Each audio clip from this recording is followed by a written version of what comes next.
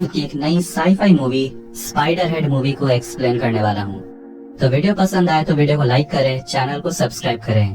तो फिल्म के शुरुआत में हम रे नाम के एक वॉलंटियर से मिलते हैं जिस पे स्पाइडर हेड क्लिनिकल ट्रायल चल रहा है और ये ट्रायल्स को कंडक्ट कर रहे हैं स्टीव और मार्क नाम के दो साइंटिस्ट। और शुरुआत में रे को कुछ जोक सुनाया जाता है जिसे सुनकर रे हंसता है और फिर उसके बाद उसे बताया जाता है रवांडा में नरसंहार के बारे में जिसमें 8 लाख से ज्यादा लोगों को मार दिया गया था और रे को 4 बार उम्र कैद की सजा मिली थी।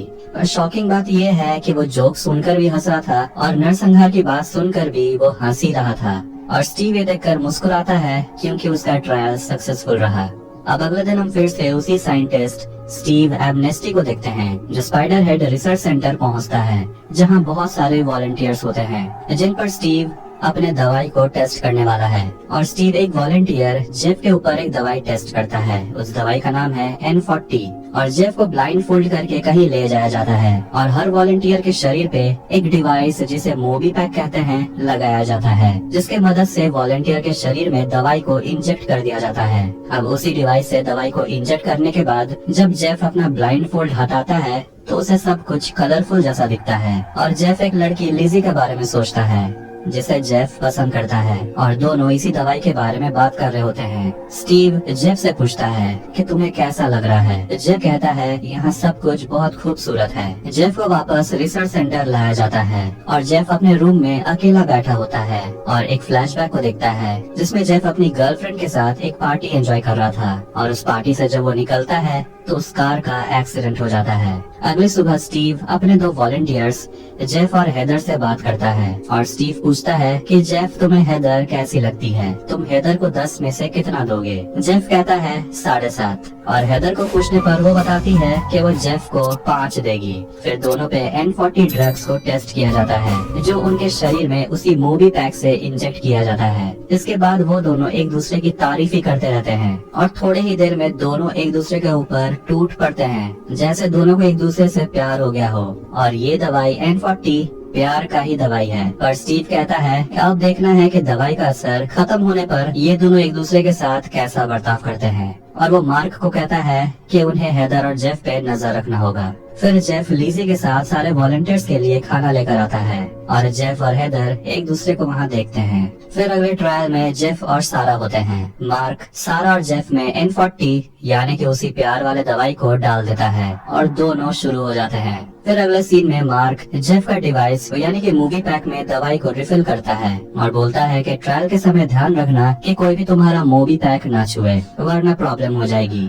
और जेफ मार्क को बोलता है कि उसे किचन में अब लीजी के साथ काम नहीं करना, उसे किचन से हटवाने को बोलता है। फिर अगले ट्रायल में सारा और हेदर होती हैं और स्टीव के साथ जेफ भी बैठा होता है और एक रूम में और एक वॉलंटियर डेव होता है जिस पर भी एक दवाई को टेस्ट किया जा रहा है। वो खाना खा रहा है और खाना खाने के साथ साथ वो उल्टी भी कर रहा है पर उसका भूख खत्म ही नहीं हो रहा। पता नहीं यहाँ कैसा एक्सपेरिमेंट चल रहा है। स्टीव जेफ से पूछता है कि तुम हेदर और सारा के लिए क्या फील करते हो। स्टीव कहता है कि वो किसी को पसंद नहीं करता पर उन ट्रायल्स में जो भी हुआ वो धीरे धीरे उसके दिमाग से धुंधला पड़ रहा है। और जेफ हेदर और सारा को डार्क एंड फ्लॉक्स देने से मना कर देता है जो स्टीव उन दोनों पे डालना चाहता है क्योंकि उस ड्रग से दर्द बहुत होता है जो झेला नहीं जा सकता। स्टीव बताता है कि वो जेफ से N40 यानी कि लव एक्टिन यानी कि वही प्यार वाले दवाई के बारे में बहुत कुछ जानना चाहता है और बताता है कि जितना डोज तुम्हें और हेदर को दिया गया था उसका डबल डोज दिया गया था तुम्हें और सारा को। पर फिर भी जेफ का दोनों औरत के लिए एहसास एक जैसा है। अब ट्रायल को खत्म कर दिया जाता है और हेदर और सारा दोनों को वो भयानक दर्द वाला दवाई नहीं दिया जाता। और स्टीव जेफ से पूछता है कि अगर तुम्हें हमारे प्रोडक्ट्स को यूज करने का मौका मिलता इस एक्सपेरिमेंट से पहले तो तुम क्या करते। जेफ कहता है कि वो वक्त को पलट देता ताकि जेफ उस एक्सीडेंट में अपने दोस्त को बचा पाता। अब रिसर्च सेंटर में वापस आकर जेफ लीजी से मिलता है और दोनों कुछ बातें करते हैं। गार्ड्स जेफ को फ्री फ्राइडे के लिए बाहर लेकर जाते हैं जिसमें जेफ अपनी किसी खास को कॉल कर सकता है और जेफ एक पहाड़ के ऊपर जाता है जहां से वो एमा को कॉल करता है लेकिन कॉल सीधा वॉइस मेल में जाता है और जेफ एमा को लिजी के बारे में बताता है। रिसर्च सेंटर वापस पहुंचकर जेफ सेंटा बनकर लिजी को क्रिसमस गिफ्ट देता है पर उन्हें पता नहीं कि आज क्रिसमस है या नहीं क्योंकि वो सभी सिविलाइजेशन से दूर एक आइलैंड में एक रिसर्च सेंटर में रहते हैं। अगले ट्रायल में जेफ और एक हट्टा कट्टा आदमी रोगन होते हैं और जेफ कहता है वो ये नहीं करेगा, उससे ये होगा ही नहीं। पर स्टीव कहता है रिलैक्स, आज कोई रोमांस नहीं होगा। और कुछ देर बैठे रहने के बाद स्टीव उन दोनों को जाने को बोलता है। जेफ गुस्से में स्टीव के पास आता है जहाँ हेदर बैठी होती है और वो हेदर से पूछता है कि स्टीव ने तुमसे क्या कहा। उसने जरूर तुमसे यही कहा होगा कि डार्क एंड फ्लॉक्स किसे देना है। और हेदर कहती है स्टीव ने ऐसा ही कुछ कहा था। स्टीव हेदर को जाने को बोलता है और जेफ स्टीव पे गुस्सा है कि यहाँ हर कोई किसी के साथ सेक्स कर रहा है, ये कैसा ट्रायल है, यहाँ क्या एक्सपेरिमेंट हो रहा है। स्टीव कहता है कि रूल्स वो नहीं बनाता, रूल्स प्रोटोकॉल कमेटी बनाती है और उसे एक पेपर दिखाता है। जेफ कहता है जो तुम कर रहे हो ये गलत है, पर स्टीव कहता है कि तुम अगर यहाँ नहीं होते तो तुम जेल में होते और तुम्हें यहाँ किसी चीज की कमी है क्या, कोई रोक टोक नहीं है, तुम फैसिलिटी में कहीं भी घूम सकते हो, अपना मन पसंद खाने का चीज खा सकते हो, तुम्हें हर चीज की आजादी है। और कहता है उसे बदले में बस थोड़ी इज्जत चाहिए। स्टीव का असिस्टेंट मार्क का भी थोड़ा मूड ऑफ है क्योंकि वो भी अजीबोगरीब एक्सपेरिमेंट से थक चुका है और वो फैसिलिटी से बाहर चला जाता है इस वीकेंड बाहर एंजॉय करने के लिए। तो वहीं स्टीव खुद में N40 डालकर उस प्यार वाले ड्रग्स को एंजॉय करता है। जेफ लीजी से बात करता है स्टीव के साथ जो भी हुआ उसके बारे में और लीजी को पता है कि अब जेफ उसके साथ किचन में काम नहीं करना चाहता है और पूछती है क्या तुम मेरे साथ रहना नहीं चाहते, क्या एमा इसकी रीजन है। पर जेफ कहता है ऐसा कुछ नहीं है, वैसे भी एमा मूव ऑन कर चुकी है, बस उसे एमा की एक बार आवाज सुनना पसंद है। और जेफ लीजी को बताता है कि वो लीजी के साथ रहकर कैसा फील करता है। अब अगले दिन मार्क आकर स्टीव का मोबी पैक रिफिल करता है और मार्क स्टीव को इस दवाई के रिस्क के बारे में बताता है। पर स्टीव कहता है कि दूसरों से पहले हमें खुद पर इन ड्रग्स को ट्राई करना होगा ताकि अगर हम फेल हुए तो जवाब दे सकें। तभी वहाँ जेफ आ जाता है और स्टीव जेफ से अपना मोबी पैक और दवाई छुपा लेता है। फिर ट्रायल के लिए हेदर आती है और स्टीव कहता है डार्क एंड फ्लॉक्स हेदर को दिया जाएगा और ये प्रोटोकॉल कमेटी ने बोला है तो उन्हें ये करना होगा। और हेदर को डार्क एंड फ्लॉक्स देकर जेफ के फीलिंग को देखा जाएगा कि वो कैसे रिएक्ट करता है, उसमें हेदर के लिए फीलिंग्स है या नहीं। पर अंदर ही अंदर जेफ वो दर्द वाला दवाई हेदर को नहीं देना चाहता, इसीलिए वो स्टीव को बोलता है कि जाकर बॉस से बात करो। अब कॉफी लेने के बहाने वो बाहर जाता है और स्टीव लीजी से मिलता है और स्टीव लीजी के खाना बनाने के टैलेंट की तारीफ करता है और स्टीव से पता चलता है कि लीजी को जेल हुआ था और ये बात लीजी सबसे छुपा कर रखना चाहती है।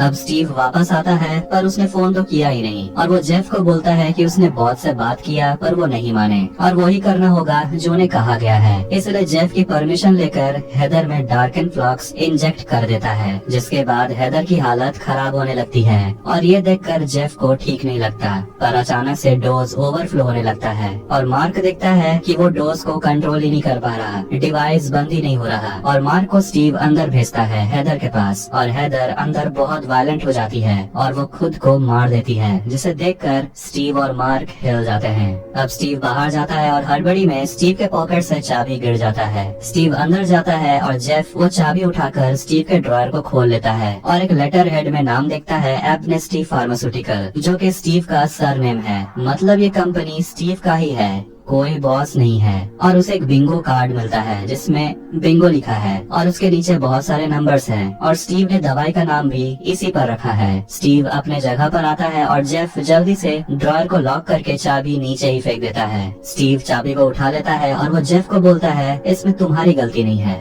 मार्क इस हादसे को रिपोर्ट करना चाहता है पर स्टीव कहता है इसके साथ साथ मार्क का भी करियर खराब हो जाएगा, वो भी डूब जाएगा। इसलिए स्टीव उसे समझाता है कि यहाँ पर सब कुछ ठीक है और ये तो ट्रायल में होता रहता है, पर मार्क के लिए कुछ भी ठीक नहीं है। अब स्टीव जाता है जेफ को समझाने कि ये साइंस है और साइंस का मतलब अनजान चीजों को ढूंढना है और एक्सपेरिमेंट में ये हादसे होते रहते हैं और अगर ये एक्सपेरिमेंट सक्सेसफुल रहा तो वो दुनिया को बदल देंगे। और स्टीव जेफ को रिलैक्स फील कराने के लिए दोनों एक दवाई G46 का यूज करते हैं, जिसके बाद दोनों टेंशन भुलाकर हंसने लगते हैं। अगले दिन लिजी पे ट्रायल चलता है और लिजी स्टेपलर से डरने लगती है एक दवाई के वजह से। और ट्रायल के बाद लिजी अपना फीलिंग्स जेफ को बताती है। कहती है कि वो कई साल जेल में बिताई है, पर क्या ये जगह जेल से बेहतर है, और कहती है इससे अच्छा तो जेल का टॉर्चर था। कम से कम वो स्टेपलर से तो नहीं डरती थी। और जेफ से पूछती है कि तुमने इन सारे ट्रायल्स के लिए हाँ क्यों कहा, और जेफ कहता है क्योंकि वो डिजर्व करता है। और तभी हम एक फ्लैशबैक देखते हैं उसी रात का। पार्टी से निकलने के बाद जेफ के साथ कार में एमा भी होती है और कार का एक्सीडेंट हो जाता है, जिसमें जेफ तो बच जाता है, पर जब वो एमा को बचाने जाता है तो कार ब्लास्ट हो जाता है, जिसमें एमा मर जाती है। इसलिए हर बार एमा का कॉल वॉइस मेल में चला जाता है। लिजी जेफ को गले लगा लेती है और कहती है तुम अच्छे इंसान हो, मैं जानती हूँ, और दोनों किस करते हैं। जेफ और लिजी किचन में बात कर रहे होते हैं, तभी वहाँ स्टीव आ जाता है और स्टीव उन दोनों को देख लेता है एक साथ। और जब जेफ सो रहा होता है तो कैमरे पे स्टीव उसके रूम में लिजी का एक तस्वीर देखता है और खुद में N40 इंजेक्ट करके सो जाता है। अब रात में स्टीव जेफ को अपने लैब में बुलाता है और बताता है कि कमेटी चाहती है कि तुम एक और मेंबर को डार्क एंड फ्लॉक्स देने की परमिशन दो, और अंदर होती है लिजी। इसीलिए जेफ लिजी को डार्क एंड फ्लॉक्स देने से मना कर देता है और स्टीव कहता है कि तुम रात भर अच्छे से सोच लो, कल सुबह बताना। फिर मार्क जेफ के रूम में जाता है उसका मोबी पैक चेक करने। तब जेफ मार्क को बताता है कि उसे पता है यहाँ कोई कमेटी नहीं है और ये कंपनी स्टीव का ही है, और पूछता है तुम ऐसे लोग के साथ काम क्यों कर रहे हो, तुम्हें तो बाहर कहीं भी काम मिल जाएगा। तब मार्क बताता है कि वो यहाँ आया था बस दुनिया का भला करने। जेफ कहता है वो तुम अभी भी कर सकते हो। अगली सुबह जेफ स्टीव के पास जाता है, पर वहाँ मार्क नहीं होता। स्टीव कहता है उसका तबीयत खराब है और आज लिजी पे वो ड्रग ट्रायल होने वाला है, उसी भयानक दर्द वाले ड्रग्स का। पर जेफ कहता है वो नहीं करने वाला, वो लिजी को डार्क एंड फ्लॉक्स नहीं देगा। ये सुनकर स्टीव गुस्सा हो जाता है और पूछता है तुम ये क्यों कर रहे हो, तुम लिजी से प्यार करते हो। ये जानकर कि लिजी जेल में थी, पर वो जेल में क्यों थी ये जानकर तुम उसे प्यार नहीं करोगे। पर जेफ कहता है वो जानना भी नहीं चाहता, और स्टीव लिजी को बोलता है बताने कि आखिर तुम जेल क्यों गई थी। और लिजी कारण बताती है कि उसके वजह से उसके 9 महीने की बच्ची मर गई थी, और वो जेफ को बोलती है कि तुम ये एक्सपेरिमेंट करो क्योंकि ये मैं डिजर्व करती हूँ। और वो चिल्लाने लगती है मुझे वो दवाई दो, और जेफ वो दवाई रिलीज कर देता है।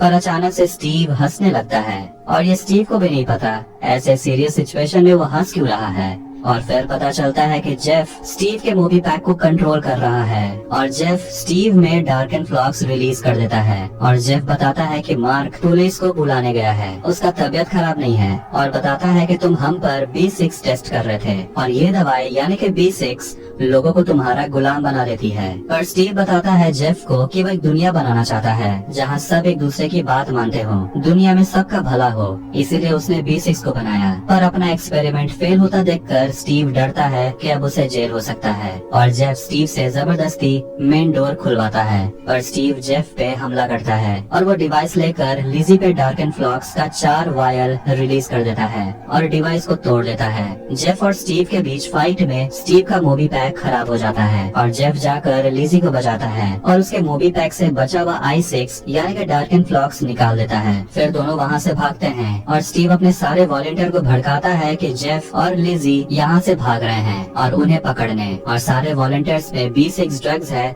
इसीलिए वो स्टीव की बात मानते हैं। और स्टीव फैसिलिटी की तरफ पुलिस को आते हुए देखता है, और सारे वॉलंटियर से लिजी और जेफ लड़ते हैं, और स्टीव अपना बचा हुआ दवाई लेकर प्राइवेट जेट से भाग जाता है। पर स्टीव में दवाई का असली असर दिखने लगता है, वो एक ही समय में हंस रहा है, रो रहा है, और देखते हैं कि पुलिस फैसिलिटी में पहुंचने ही वाले हैं। और मार्क जो पुलिस के साथ है वो स्टीव को भागते हुए देखता है। जेफ और लिजी भी एक बोट में बैठकर भाग जाते हैं, और उस डार्क एंड फ्लॉक्स दवाई की वजह से स्टीव अपने सामने सूरज को चमकता हुआ देखता है, और स्टीव अपने जेट को लेकर एक पहाड़ में क्रैश कर जाता है, और जेफ और लिजी वहाँ से निकल जाते हैं।